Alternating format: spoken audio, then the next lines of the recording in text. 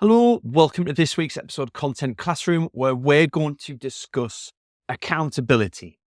So over the next 2 or 3 episodes, I want to cover off some of the main blockers that I see for people who want to get involved, not just in video, but in social media in general, to improve their awareness with their clients, to build personal brand, and generally just to do those marketing elements that we know are essential, we know we need to be consistent, and yet we always find a reason not to do them.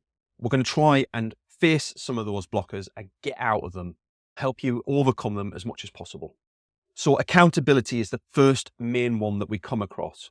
And that comes in many different forms. And for a lot of people, it's the fact that as a solopreneur and as an individual business owner, which a lot of my clients are, there's nobody really telling you that you have to do it every single day.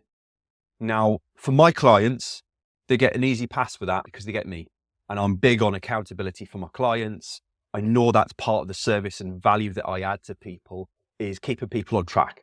So in a friendly way, nudging you every day or every week or a couple of times a week, whatever's appropriate for you, to say, have you got the date in the diary that you're going to do this? When is it? So that I can expect it and plan for it. Now, there's some psychology in here.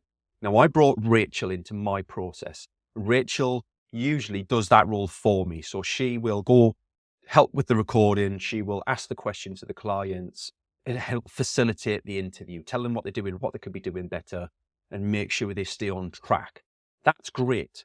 However, the interesting side effect of bringing Rachel into it is because it was somebody else's diary, that the recording sessions started to get moved a lot less because people realized that they couldn't just move the session from a Thursday to a Friday or moving it back a week from this week to next week because they were also moving somebody else's diary and messing them about. Now, we are quite happy to deprioritize our own projects, but most people are quite conscious of messing other people about. So here's where I come to with the accountability side of things is, if at all possible, get somebody to be part of that creation process, whatever it is. If you're going to bulk write a load of content, maybe you sit down on a Teams call and you bulk write your content together at the same time, but separately. Maybe you have somebody in your life who can hold you accountable, who will pester you and nudge you in the right way to get you to do it and commit to it. But first and foremost, put some time in the diary and make it immovable. I don't care what comes up. If you've put it in there, unless you're ill, get it done. Don't move it. Don't see it as something that you can just push off to another day because the other day never happens. You'll just push it off and push it off and push it off. What you need to build is a consistent routine that will allow you to be held to account by yourself. You'll know that you should have done it today. And if there's a blocked out time in the diary, that's a great start. Although I always find that I can work through that. So it's not everything, but having that person that will check in with you and say, have you done it? Have you got this out of the way? Have you done what you said you were going to do? And if not, what was blocking you? What was stopping you from doing it? And it's incredibly important because otherwise you never get the content created. And it goes for video, it goes for written posts, it goes for long form articles, it goes for website blogs, whatever you're doing.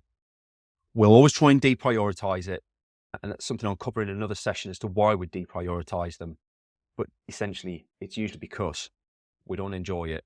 We have other more important money-making activities to do. And we know that the benefits of doing these things are not going to be felt today. They're going to be felt in 3 to 6 to 9 months. Therefore, it's not as important because I've got 3 to 6 to 9 months to do it. You don't. Best time to plant your orchard was yesterday. You didn't do it yesterday, did you? That's why we're watching this. Second best time to plant your orchard is today. It's not tomorrow. Tomorrow is too late to plant your orchard. Hit today. Can't get that through enough. If you need some support with accountability, give me a shout. Otherwise, I'm sure there will be somebody in your inner circle who can help you.